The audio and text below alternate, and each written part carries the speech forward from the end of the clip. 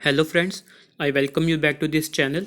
तो दोस्तों, कल हमने गवर्नमेंट स्कीम्स का पार्ट 1 पढ़ा था, जिसमें कि हमने कुछ गवर्नमेंट स्कीम्स पढ़ी थी और बाकी कुछ पेंडिंग थी दोस्तों, जो कि आज के सेशन में हम कंप्लीट कर देंगे। तो दोस्तों, ये पार्ट 2 और फाइनल पार्ट होगा गवर्नमेंट स्कीम्स का। इसके अलावा और कोई गवर्नमेंट स्कीम्स के आने के चांसेस बहुत कम हो जाते हैं, because I have try to cover each and every government schemes of every ministry. तो दोस्तों, अगर आपको हमारा सेशन अच्छा लगता है, प्लीज़ चैनल को लाइक करो, शेयर करो, सब्सक्राइब करो। दोस्तों, चैनल को सब्सक्राइब पक्का करो, इसकी रीच बढ़ाओ ताकि दोस्तों हमको भी मोटिवेशन मिले आपको पढ़ाने की। कमेंट किया करो दोस्तों कि आपको सेशन समझ में आ रहा है, नहीं आ रहा है, कुछ फीडबैक दिया करो, या कुछ अगर भी बोलना होता है तो प्लीज़ आप कमेंट सेक्शन में पक्का बोल सकते हो, ताकि हमको भी तो पता चले आपको चीज़ें समझ आ रही हैं नहीं आ रही हैं। और जो दोस्तों ऑलमोस्ट 50% ऑफ द जो वॉच कर रहे हैं हमारी वीडियोस को, उन्हें सब्सक्राइब नहीं किया। I urge all of you to kindly subscribe to the channel. और हाँ दोस्तों, वीडियो लास्ट तक पक्का देखिए, क्योंकि गवर्नमेंट स्कीम्स तो मैं चलो इसका पीडीएफ टेलीग्राम में डाल देता हूँ, लेकिन उसके एक्स्ट्रा काफ़ी सारे कंसेप्चुअल चीज़ें आती हैं हमारी इसमें सेशन में, जो कि उसी टाइम हम समझते हैं, तो वो पीडीएफ में नहीं आती हैं। तो इसलिए मेरी रिक्वेस्ट है दोस्तों, वीडियो लास्ट तक देखा करो ताकि आपका पूरा फुल बेनिफिट हो सके ये सेशन लेने का। ठीक है दोस्तों, तो चलिए आज का सेशन हम स्टार्ट करते हैं जी। तो दोस्तों, हमारी पहली मिनिस्ट्री है ministry of electronics and information technology. दोस्तों, इसके अंडर हम पहली स्कीम पढ़ेंगे प्रधानमंत्री ग्रामीण डिजिटल साक्षरता अभियान। इसका एम क्या है दोस्तों? हर एक फैमिली में एक पर्सन को डिजिटली लिटरेट बनाना। एलिजिबिलिटी क्राइटेरिया क्या होगा दोस्तों? कोई भी एलिजिबल हाउस होल्ड अपने किसी भी एक फैमिली मेंबर को नॉमिनेट कर सकता है ताकि वो डिजिटल साक्षरता अभियान के अंदर आ सके। ठीक है दोस्तों, एज कितनी होनी चाहिए उसकी? 14 से 60 ईयर्स के बीच में। दोस्तों, उसको कहाँ पे सीख सकता है वो? नियरेस्ट ट्रेनिंग सेंटर या फिर कॉमन सर्विस सेंटर।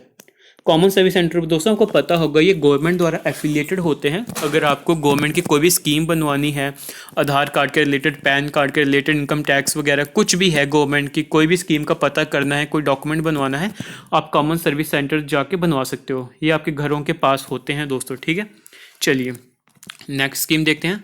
दोस्तों, हमारी अगली स्कीम है स्त्री स्वाभिमान। दोस्तों, एम क्या है इसका? एक सस्टेनेबल मॉडल प्रोवाइड करना ताकि हर एक लेडी को अफोर्डेबल और एक्सेसिबल सैनिटरी प्रोडक्ट्स मिल सकें, वो वाली एडोलसेंट गर्ल्स और वुमेन जो कि रूरल एरिया में रहती हैं। ठीक है, यानी कि सिंपल इसका मतलब है अफोर्डेबल और एक्सेसिबल सैनिटरी प्रोडक्ट्स प्रोवाइड करना to the girls and womens in the rural areas. ये दोस्तों डिजी लॉकर है। डिजी लॉकर क्या होता है? एक क्लाउड बेस्ड प्लेटफॉर्म है दोस्तों, which is meant for the storage, sharing and verification of the documents and the certificate. ठीक है दोस्तों, जो इंडियन सिटीजन जो साइन करते हैं डिजी लॉकर के लिए, उनको एक डेडिकेटेड क्लाउड स्टोरेज प्रोवाइड की जाती है, जो कि स्टोरेज उनके आधार नंबर के साथ कनेक्टेड होती है।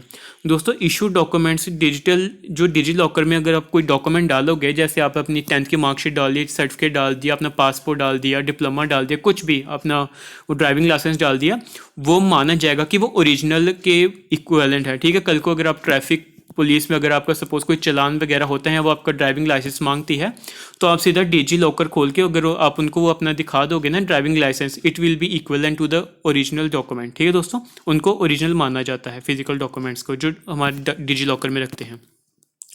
चलिए दोस्तों, नेक्स्ट है डिजिशाला।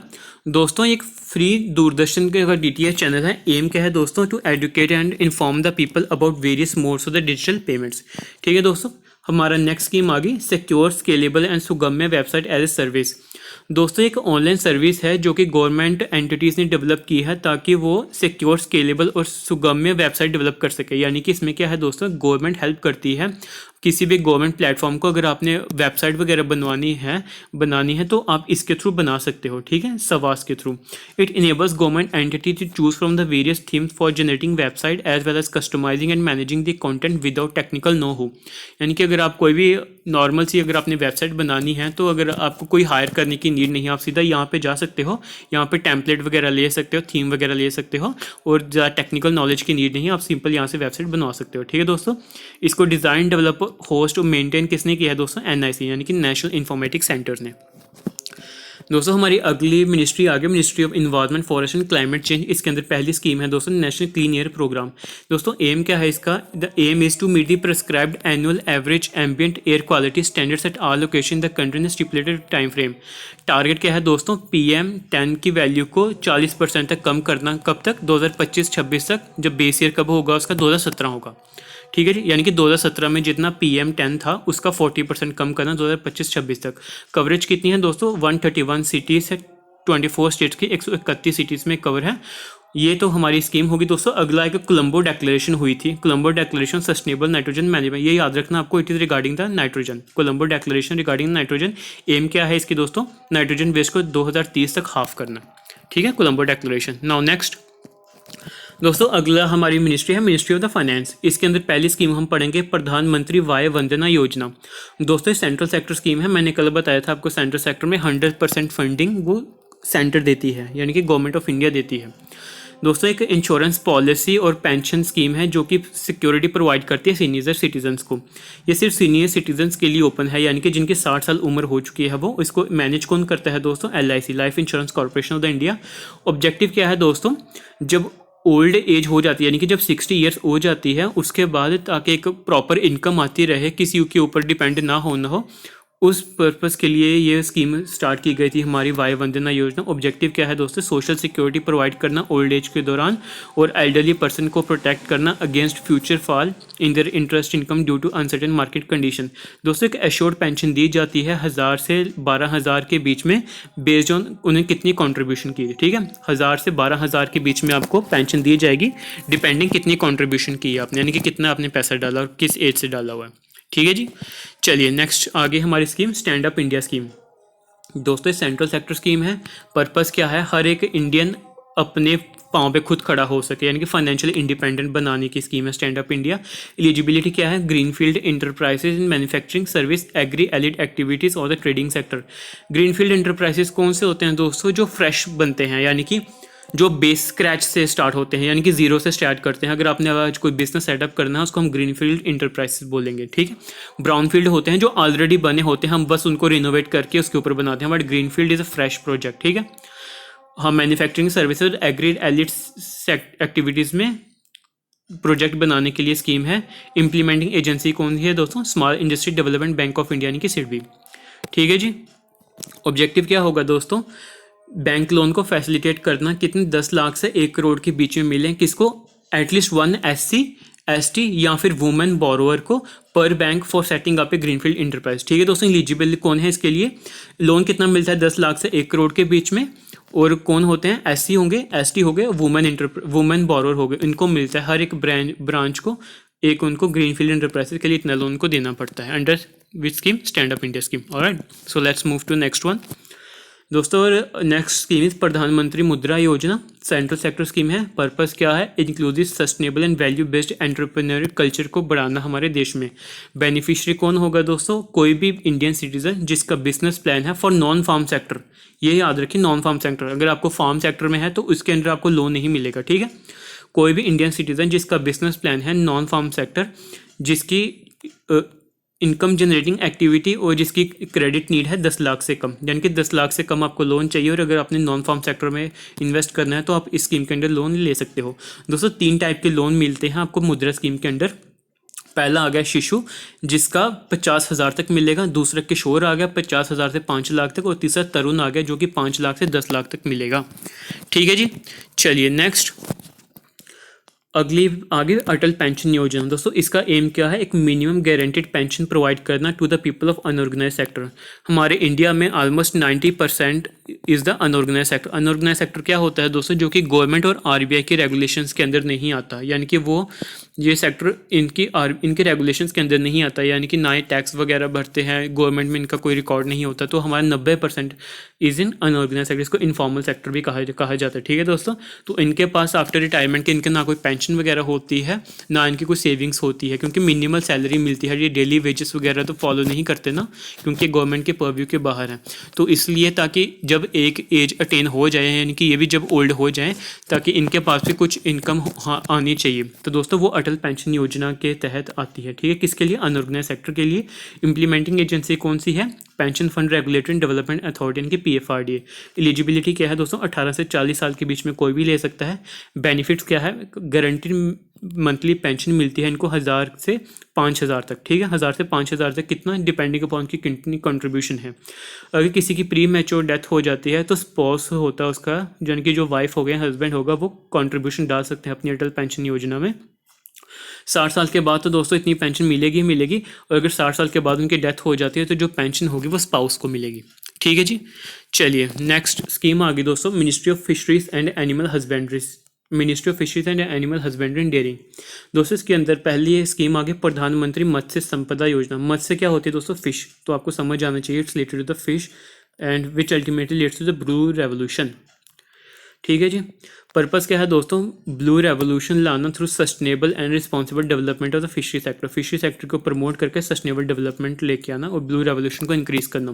दोस्तों सेंट्रल सेक्टर स्कीम भी है, सेंट्रल स्पॉन्सर्ड स्कीम भी है, यानी कि कुछ सेंटर पे करेगा, कुछ गवर्नमेंट स्टेट गवर्नमेंट पे करेगी।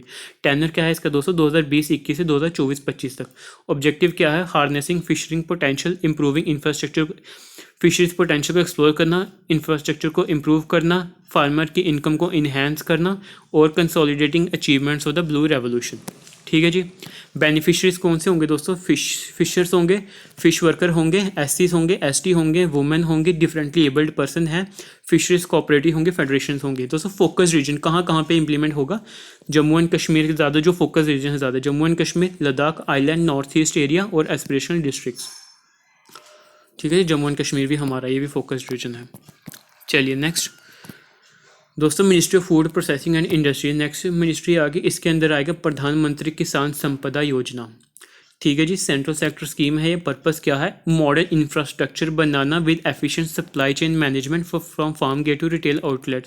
ठीक है, जैसे एक दोस्तों एक स्कीम हमने कल भी पढ़ी थी कि लॉसेस वगैरह काफ़ी हो जाता हार्वेस्टिंग के बाद, तो इसी के लिए दोस्तों हमारा जो हॉर्टिकल्चर हो गया या दूसरे फिश प्रोडक्शन हो गया, इनके लिए ना इंफ्रास्ट्रक्चर हमको चाहिए होता है। जैसे कोल्ड सप्लाई चेन चाहिए होती है, कोल्ड स्टोरेज फैसिलिटीज़ चाहिए होते हैं, वेयर हाउसेस चाहिए होते हैं। उसी केस में ये स्कीम को इम्प्लीमेंट किया गया था ताकि मॉडर्न इंफ्रास्ट्रक्चर प्रोवाइड किया जा सके, ताकि सप्लाई चेन मैनेजमेंट और अच्छी रहे, ताकि फार्म गेट से हम अगर आउटलेट में बेचने हैं कोई प्रोडक्ट हमारा ख़राब ना हो, इसलिए बनाई गई थी संपदा योजना। ठीक है, बेनिफिट्स क्या होगा दोस्तों इसका? फार्मर की इनकम डबल करना, एम्प्लॉयमेंट क्रिएट करेगा, वेस्टेज जो एग्रीकल्चर प्रोड्यूस का होगा वो कम करेगा। ऑब्जेक्टिव क्या होंगे दोस्तों? मॉडर्न इंफ्रास्ट्रक्चर बनाना फूड प्रोसेसिंग के लिए, बैकवर्ड एंड फॉरवर्ड लिंकेजेस बनाना और robust supply chain infrastructure for perishables. ठीक है, पेरिशेबल्स क्या होगी दोस्तों? टॉप्स जो होती हैं, टॉप्स वेजिटेबल्स होती हैं, यानी कि टोमेटोस, ऑनियन एंड पोटैटोज, ये जल्दी ख़राब हुआ, हमारा फ्रूट्स जल्दी ख़राब होता है, इनकी लाइफ सप्लाई कैसे बढ़ा सकते हैं, इनकी यानी कि एज कैसे बढ़ा सकते हैं अगर हम इनको proper cold storage facilities provide करें। ठीक है दोस्तों, और ये दोस्तों अपने ये होगा बैकवर्ड एंड फॉरवर्ड लिंकेजेस। ये क्या चीज़ होती है? अच्छा दोस्तों, सपोज एक अगर हम बोलें कि एक अगर फील्ड है, वहाँ पे कोई क्रॉप्स वगैरह उगा रहा है, उस क्रॉप्स के उगाने से पहले उसमें क्या चाहिए होगा दोस्तों? इनपुट चाहिए होगा, यानी कि सीड्स चाहिए होंगे, फर्टिलाइज़र चाहिए होगा, उसमें सीड्स चाहिए होंगे, फर्टिलाइज़र चाहिए होगा, एग्रीकल्चर इम्प्लीमेंट चाहिए होंगे, इक्विपमेंट चाहिए होंगे। ये सारी चीज़ें दोस्तों जो हेल्प करती हैं हमारी एग्रीकल्चर को मतलब उगाने में, उन सारी चीज़ों को बैकवर्ड सप्लाई बोला जाता है। ठीक है दोस्तों, बैकवर्ड लिंकेज बोला जाता है कि ये इंडस्ट्री सारी हेल्प करती हैं क्रॉप्स वगैरह उगाने में, इसमें टेक्नोलॉजी भी आ जाएगी, इसमें रिसर्च एंड डेवलपमेंट भी आ जाएगा। जब एक बार हमारी एग्रीकल्चर उग जाता है, यानी कि सपोज अगर हमने आम वगैरह उगाने थे, ठीक है, आम उगाने के लिए फर्टिलाइज़र भी चाहिए होगा दोस्तों, इक्विपमेंट्स भी चाहिए होंगे, कुछ टेक्नोलॉजी का रिसर्च डेवलपमेंट वगैरह ताकि और अच्छी वैराइटीज इंक्रीज़ कर सकें, सीड चाहिए होंगे, ये सारी बैकवर्ड लिंकेजेस आती हैं। अभी दोस्तों फॉरवर्ड लिंकेज, अभी हमने आम तो उगा दिया, अभी उस आम का दोस्तों देखो हम अचार बना सकते हैं, हम उसका मुरब्बा बना सकते हैं, आम की और भी कितनी चीज़ें बन सकती हैं। ठीक है, उसकी फूड प्रोसेसिंग होती है। अब एक इंडस्ट्री है सपोज फूड प्रोसेसिंग, तो उसमें जो आम होगा जो हम एग्रीकल्चर से ले आएंगे उसको फर्दर मॉडिफाई किया जाता है, उसकी वैल्यू एडिशन की जाती है दोस्तों, वैल्यू एडिशन। या कि अगर एक आम अगर आपको 5 रुपये का मिलेगा और उसी आम का अगर हम अचार बना देंगे तो वो आपको 20 रुपये का मिलेगा। तो इसीलिए ये सारी जो चीज़ें हैं, जैसे ट्रांसपोर्टेशन आ जाएगी, लॉजिस्टिक्स आ जाएगा, इंफ्रास्ट्रक्चर आ जाएगा, कोल्ड स्टोरेज फैसिलिटी अगर हम बना देंगे, सारी हेल्प करेंगी ताकि जो आम हमारा एग्रीकल्चर में वहाँ पे उगा उसको आगे फूड प्रोसेसिंग में हेल्प करने, फूड प्रोसेसिंग पहुँचाने में। तो इसको फॉरवर्ड लिंकेजेस कहते हैं। ठीक है, बैकवर्ड लिंकेजेस आप याद रखिए वो सारी स्टेजेस जब तक हमारी क्रॉप उगाने में हेल्प करती हैं वो सारी बैकवर्ड लिंकेजेस होती हैं। और अगर एक बार हमारी कोई क्रॉप उग गई और उसको हमने फूड प्रोसेसिंग सेक्टर में बनाना है, इनकी उसको अगर मॉडिफाई करना होगा तो वो हमारी फॉरवर्ड लिंकेजेस में हेल्प कर, जैसे ट्रांसपोर्टेशन आ जाएगा, कम्युनिकेशन आ जाएगा, ठीक है। तो ये बैकवर्ड एंड फॉरवर्ड लिंकेजेस होती हैं। ये दोनों की रिक्वायरमेंट होती है दोस्तों efficient supply, efficient agriculture growth के लिए, प्रोडक्टिविटी के लिए, ठीक है जी। चलिए नेक्स्ट दोस्तों, कंपोनेंट्स ऑफ द स्कीम क्या होंगे। इसमें मेगा फूड पार्क्स बनाए जाएंगे, इंटीग्रेटेड कोल्ड चेन होगी, वैल्यू एडिशन होगा, प्रिजर्वेशन ऑफ इंफ्रास्ट्रक्चर होगा, creation and expansion of food processing होगा, preservation capacities, food capacity, quality insurance infrastructure, ठीक है जी। चलिए दोस्तों, अगली स्कीम आ गई ministry of health and family welfare, Ayushman Bharat आ गया। सबसे पहले सेंट्रल स्पॉन्सर्ड स्कीम है। क्या काम है इसका, holistically address the health care system, जिसमें कि promotion ambulatory primary secondary tertiary level पे, ठीक है। हेल्थ केयर सिस्टम को प्रमोट करना प्राइमरी सेकेंडरी टर्शरी। कंपोनेंट्स क्या हैं दोस्तों इसके, हेल्थ एंड वेलनेस सेंटर और प्रधानमंत्री जन आरोग्य योजना। ऑब्जेक्टिव क्या है दोस्तों, यूनिवर्सल हेल्थ कवरेज को अचीव करना अंडर आयुष्मान भारत। आपके आयुष्मान कार्ड बने हुए ना इसी स्कीम के अंदर बने, आयुष्मान भारत के अंदर, ठीक है। हाँ दोस्तों, health and wellness centre 1,50,000 health and wellness centre बनाए जाएंगे under this scheme to for the comprehensive primary health care which is universal free to all user. और प्रधानमंत्री जन आरोग्य योजना के अंदर क्या होगा दोस्तों, नेशनल हेल्थ प्रोटेक्शन स्कीम होगी, जिसको फिर से नाम दे दिया गया है प्रधानमंत्री जन आरोग्य योजना। इसकी इंप्लीमेंट एजेंसी क्या है, नेशनल हेल्थ अथॉरिटी। बेनिफिशियरीज कौन से होंगे दोस्तों, सोशो इकोनॉमिक कास्ट सेंसस 2011 के थ्रू इनको आइडेंटिफाई किया जाएगा। बेनिफिट्स क्या है दोस्तों, 5 लाख पर फैमिली को मिलेगा for the secondary and tertiary hospitalisation, 5 lakh पर फैमिली को, और टोटल 50 लाख फैमिलीज कवर्ड है। ओके 50 लाख फैमिलीज कवर्ड है टोटल, 50 नहीं 10 लाख है, सॉरी 10 लाख, हाँ I think 10 lakh families covered हैं, और हर एक फैमिली को 5 लाख का कवर मिलेगा, ठीक है। फैमिली के ऊपर कोई साइज या कैप नहीं है, यानी कि फैमिली 10 मेंबर की भी हो सकती है, कोई ऐसा इशू नहीं है। टेक्नोलॉजिकल ड्रिवन है दोस्तों, कैशलेस, कहीं पे अगर आप अपना ऑपरेशन वगैरह करवाओगे, कुछ भी करवाओगे तो सिर्फ आपने वो कार्ड दिखाना है, तो कोई कैश वगैरह नीड की ज़रूरत नहीं है आपको, ठीक है। Service is available across public and private empanelled hospital, जो हॉस्पिटल इस स्कीम के साथ लिंक्ड हैं वहाँ पे आप फ्री में अपना इलाज करवा सकते हो। अभी दोस्तों आयुष्मान भारत डिजिटल मिशन, इसका एम क्या है, to support the integrated digital health infrastructure of the country to bridge the gaps in the existing digital health solution. इसका काम है दोस्तों डिजिटल हेल्थ इंफ्रास्ट्रक्चर को प्रमोट करना, यानी कि आपका कोई भी, अगर आप सपोज ब्रॉड आउटलाइन क्या है दोस्तों, अगर आपको कोई प्रॉब्लम है, अगर आपने किसी एक एक्स डॉक्टर को दिखाया, उसके बाद आपने किसी बाई डॉक्टर को दिखाया, अभी सिस्टम का दोस्तों आपको फाइल वगैरह का सिस्टम होता है, यानी कि एक फाइल लेके जाएंगे, दूसरी फाइल वो चेक करेगा आपके रिकॉर्ड वगैरह। बट इसके अंदर क्या होगा दोस्तों, आपको एक आईडी मिल जाएगी जिसमें कि आपका सारा रिकॉर्ड सेव हो जाएगा। कल को अगर आपने जम्मू से किसी मुंबई में अगर आपने किसी हॉस्पिटल में दिखाना होगा तो वो उस आईडी को एंटर करेंगे, आपका सारा जो डाटा होगा, पुरानी हेल्थ हिस्ट्री रहेगी, वो डिजिटली आपके पास आ जाएगी, ताकि डिजिटल हेल्थ इंफ्रास्ट्रक्चर को बूस्ट अप मिल सके, ठीक है दोस्तों। ये इसका काम है। और इम्प्लीमेंटिंग एजेंसी क्या होगी दोस्तों, national health authority. Building blocks क्या हैं दोस्तों आयुष्मान भारत डिजिटल मिशन के, इसमें एक आयुष्मान भारत हेल्थ अकाउंट होगा, आभा अकाउंट होगा एंड आभा ऐप।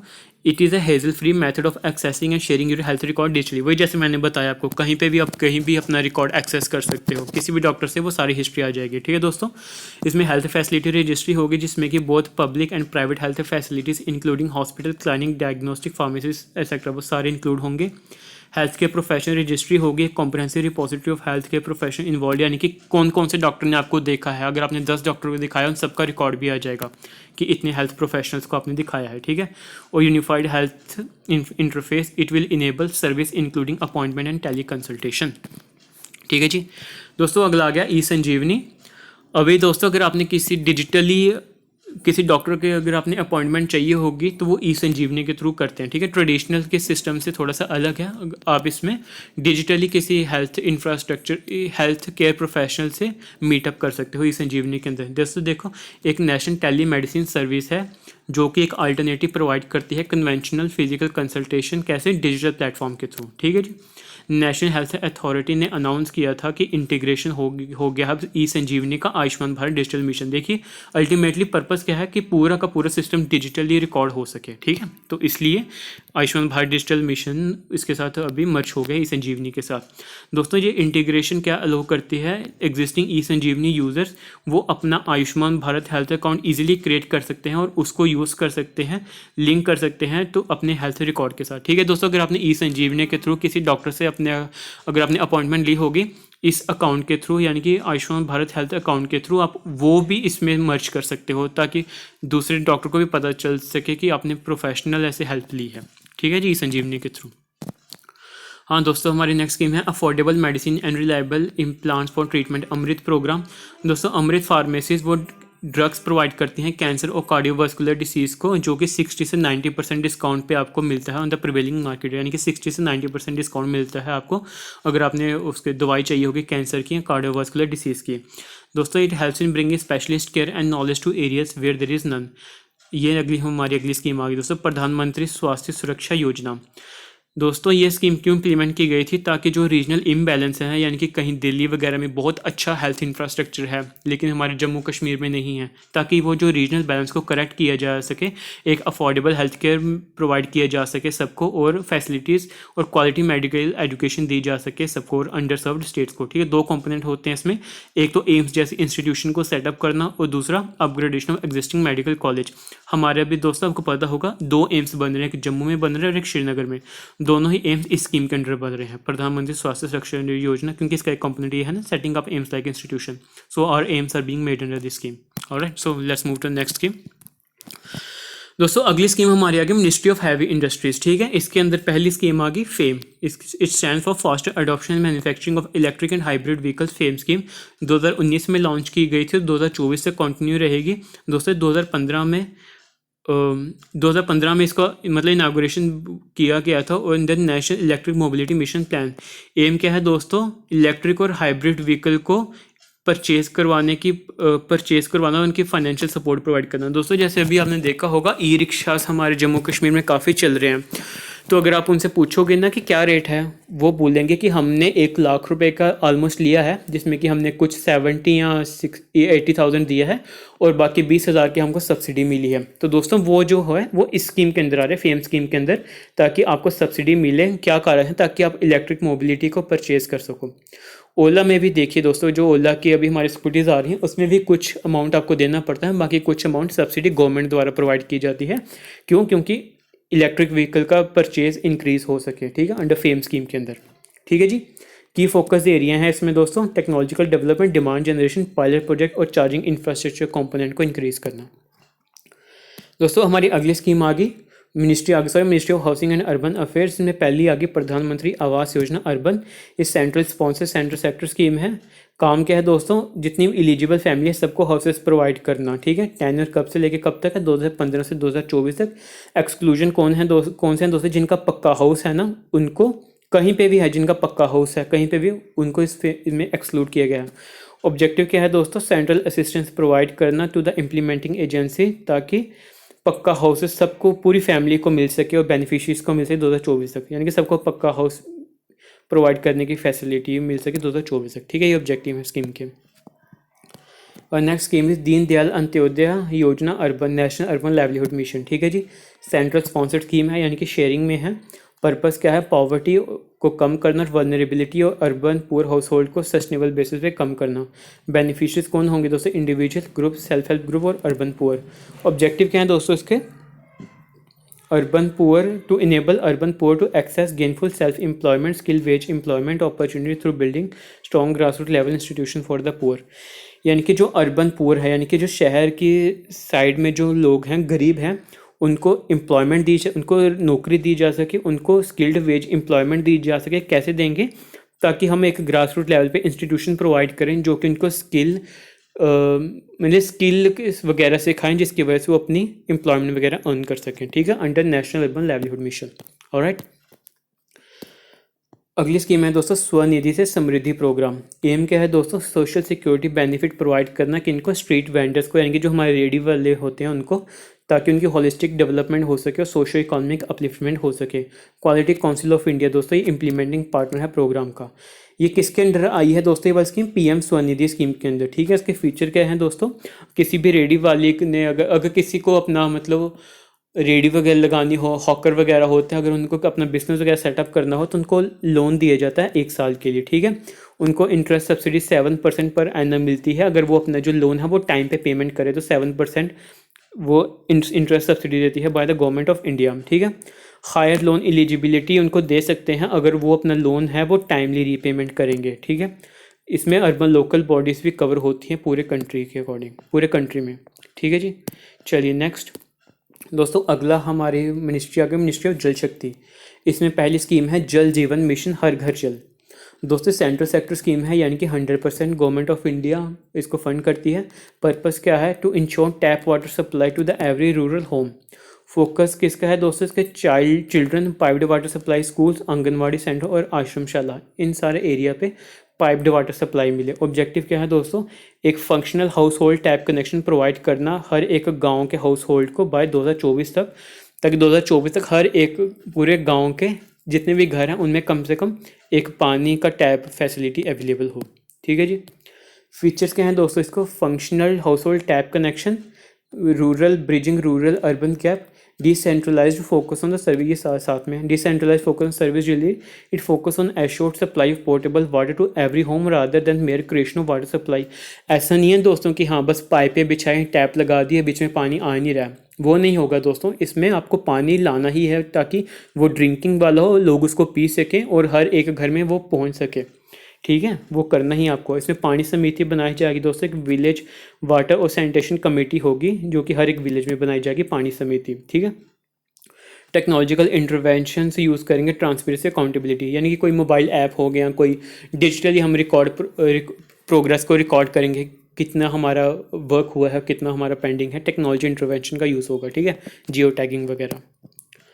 दोस्तों अगली स्कीम आगे, अगली मिनिस्ट्री आगे हमारी ministry of micro small and medium enterprises, MSME competitive lean scheme. Aim क्या है इसका? अवेयरनेस लाना about the lean manufacturing practices and incentivise them to attain lean level. दोस्तों लीन क्या होता है? इस मैन्युफैक्चरिंग के अंदर दोस्तों जो वेस्ट होता है वो हमारा बहुत मिनिमम होता है और जो प्रोडक्टिविटी होती है वो बहुत मैक्सिमम होती है, ठीक है। हर एक एमएसएमई को दोस्तों उद्यम पोर्टल के अंदर रजिस्टर करना होता है। वो सारी की सारी एमएसएमई जो कि उद्यम पोर्टल में रजिस्टर्ड हैं वो सारी एलिजिबल होंगी पार्टिसिपेट करने के लिए under the MSME competitive lean scheme, ठीक है। It is open to SFURTI and cluster development programme scheme.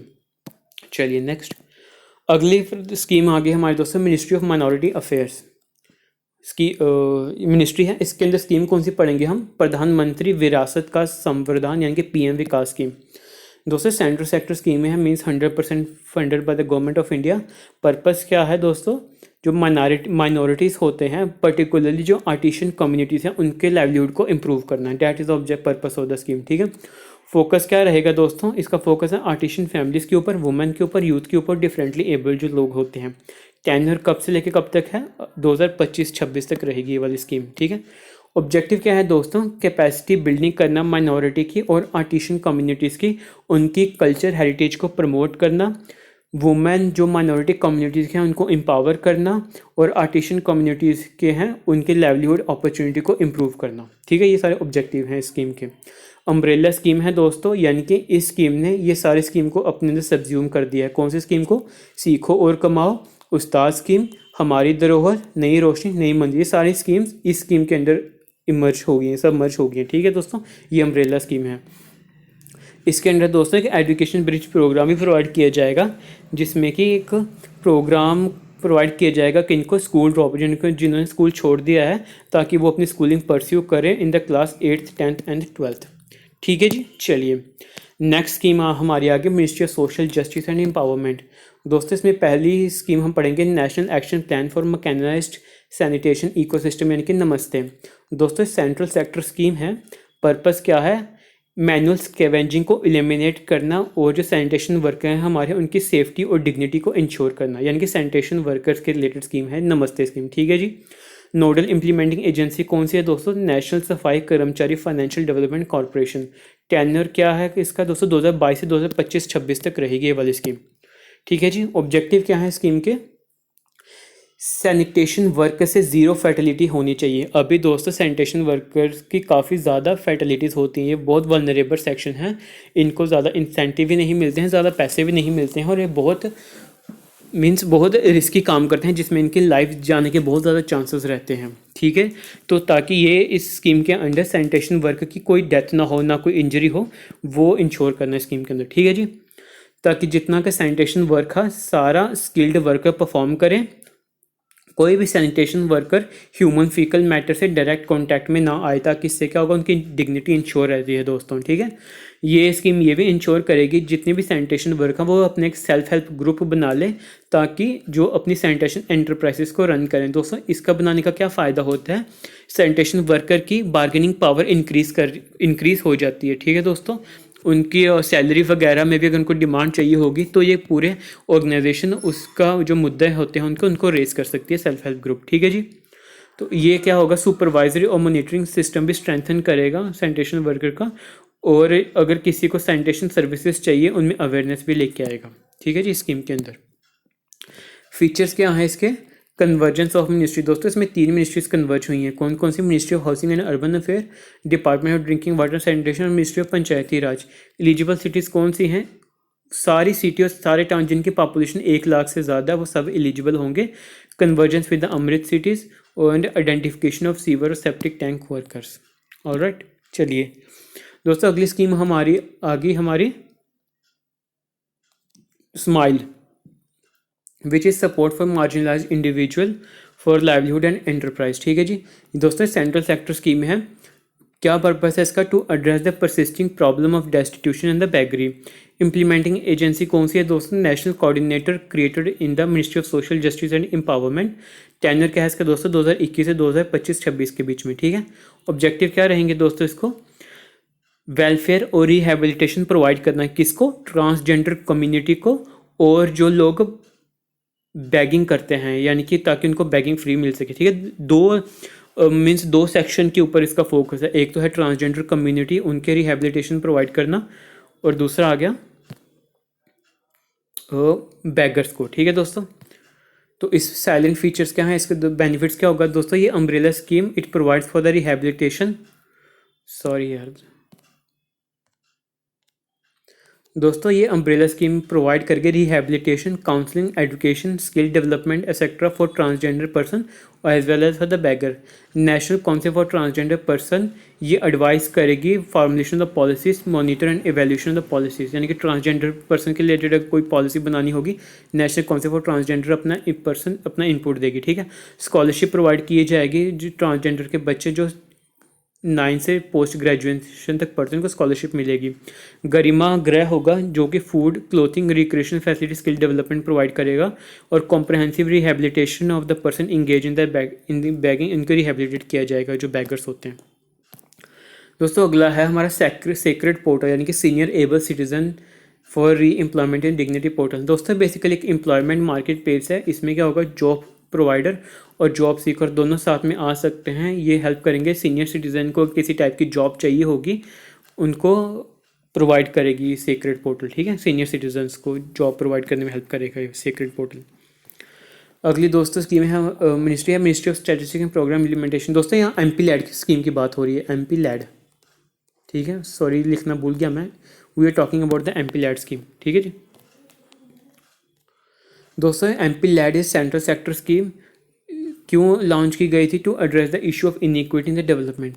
दोस्तों ये नॉन लैप्सेबल फंड होता है, यानी कि अगर MP-LADs में हर एक MP को 5 करोड़ रुपए मिलते हैं, फंड मिलता है 5 करोड़ रुपए का, ये नॉन लैप्सेबल फंड होता है। सपोज़ अगर किसी 1 साल के लिए अगर किसी MP को 5 करोड़ रुपए मिले, उसने 5 करोड़ में से सिर्फ 3 करोड़ ही खर्च किए, 2 करोड़ बचे उसके।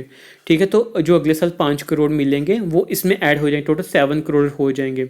ऐसा नहीं है कि जो 2 करोड़ बच गए वो वापस से गवर्नमेंट के पास चल जाएंगे, ऐसा नहीं होता दोस्तों। तो ये फंड जो है वो चलते ही रहते हैं आगे। ठीक है जी, ये ऐड होते रहते हैं, ऐसा नहीं होता कि 5 करोड़ में से अगर 3 करोड़ आपने स्पेंड किए, 2 करोड़ बच के वो वापस चले जाएंगे, नहीं, वो आगे ऐड हो जाएंगे। ठीक है, इसलिए नॉन लैप्सेबल फंड होता है ये। ठीक है, 5 करोड़ का इसमें मिलता है। Release of fund in the form of, जो फंड कैसे रिलीज किया जाता है, in the form of grants in aid directly to the district authorities on receipt of the requested document. Objective क्या है दोस्तों, to enable member of parliament to recommend works for creation of durable community assets like drinking water sanitation based on the locally felt needs। ठीक है जी दोस्तों, अगली इसकी ministry आगे हमारी मिनिस्ट्री ऑफ टेक्सटाइल्स। इसके अंदर पहली स्कीम है PM मित्रा स्कीम, इनके प्रधानमंत्री mega integrated textile reason apparel park. दोस्तों 7 PM पार्क इस्टेब्लिश किए गए हैं, कहाँ पे, तमिलनाडु, तेलंगाना, गुजरात, कर्नाटका, मध्य प्रदेश, उत्तर प्रदेश और महाराष्ट्र। दोस्तों it is a central sector scheme, PM Mitra की बात हो रही है, सेंट्रल सेक्टर स्कीम है। पर्पस क्या है? इन्वेस्टमेंट को अट्रैक्ट करना, एम्प्लॉयमेंट को बूस्ट करना और ख़ुद को पोजीशन करना ताकि स्ट्रॉन्ग ग्लोबल टेक्सटाइल मार्केट को, इंडिया ताकि खुद को पोजीशन करे to have a strong global textile market. Tenure क्या है इसका? 2027 से 28 तक। ऑब्जेक्टिव क्या है दोस्तों? सस्टेनेबल इंडस्ट्रियलाइजेशन को प्रमोट करना और foster innovation, sustainable development goal 9, modern industrial infrastructure facilities को बढ़ाना for entire value chain to reduce logistic cost and improve competitiveness. ठीक है जी, चलिए साइलेंट फीचर्स क्या हैं इसके? Special purpose vehicle owned by centre and state government set up for each park to oversee the implementation of project. Development से 500 करोड़ की development support दी जाती है एक पार्क को इस्टेब्लिश करने के लिए। और दूसरी जो पार्क होगा वो पब्लिक प्राइवेट पार्टनरशिप के बेसिस पे बनेगा। मिनट,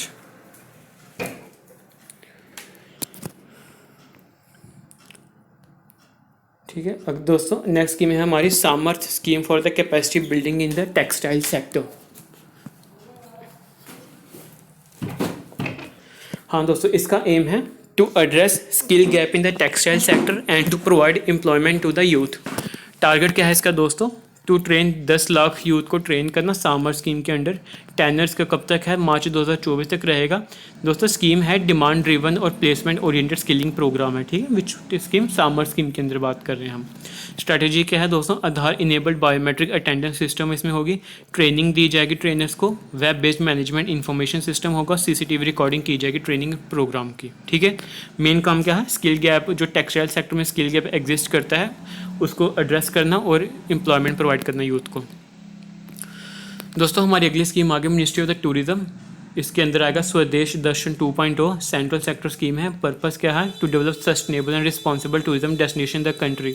उसका बेनिफिट क्या होता है दोस्तों? अगर टूरिज्म बढ़ेगा इसमें क्या होगा? सेंट्रल फाइनेंशियल असिस्टेंस दी जाएगी स्टेट को, यूनियन टेरिटरी को, ताकि वो अपना इंफ्रास्ट्रक्चर डेवलपमेंट कर सकें। किसी भी स्टेट के अंदर कोई टूरिस्ट जगह है वहाँ का इंफ्रास्ट्रक्चर डेवलप हो सके। ठीक है, ऑब्जेक्टिव क्या है दोस्तों? To develop sustainable and responsible tourism destination covering tourism and allied infrastructure tourism services etcetera.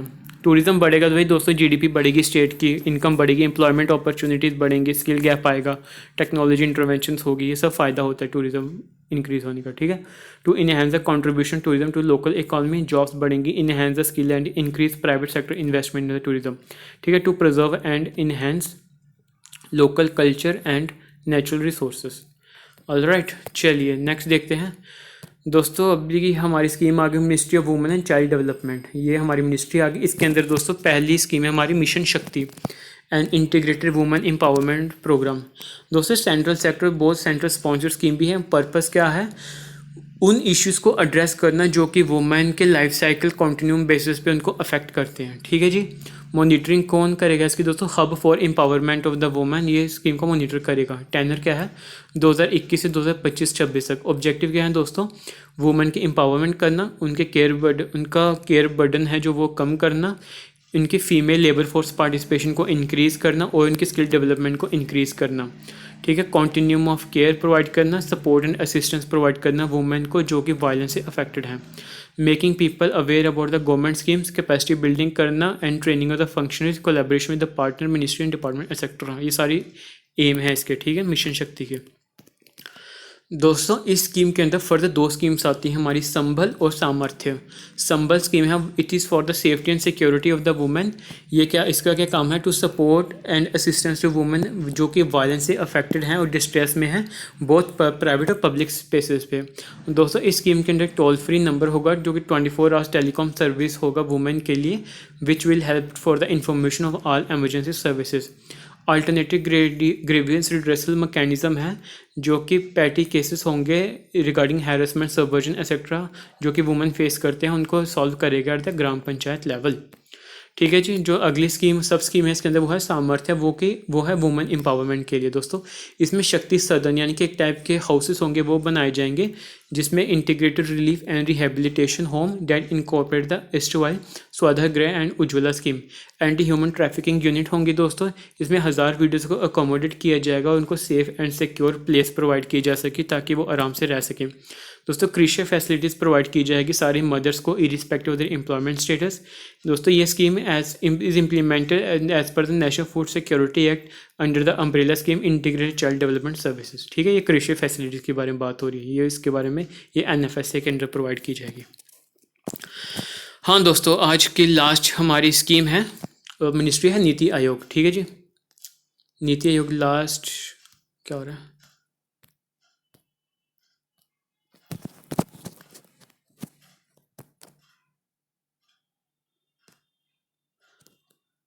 हाँ नीति आयोग हमारे लास्ट है। ठीक है दोस्तों, इसमें स्कीम है हमारी transformation of aspirational district programme. Aim क्या है दोस्तों, क्विकली और इफेक्टिवली ट्रांसफॉर्म करना जो कि मोस्ट अंडर डेवलप्ड डिस्ट्रिक्ट है हमारी कंट्री के। इस स्कीम के अंडर कुछ हमारी दोस्तों स्टेट डिस्ट्रिक्ट हैं जो कि बहुत ज़्यादा अंडर डेवलप्ड हैं। ये नीति आयोग की स्कीम है, इसके अंडर हम उनको ट्रांसफॉर्म करते हैं ताकि उनमें भी एम्पावरमेंट एंड डेवलपमेंट कर सकें। कब कितनी इसकी डिस्ट्रिक्ट है टोटल दोस्तों, 112 एस्पिरेशनल डिस्ट्रिक्ट, 112 एस्पिरेशनल डिस्ट्रिक्ट है जिनको चूज़ किया गया था। किस बेसिस पे, उनकी पॉवर्टी के बेसिस पे, पुअर हेल्थ के बेसिस पे, एजुकेशन पे और बेसिक इंफ्रास्ट्रक्चर डेफिसिट के मामले में। ठीक है जी, program focuses on the strength of each district, identify low hanging fruits और इमीडिएट इंप्रूवमेंट।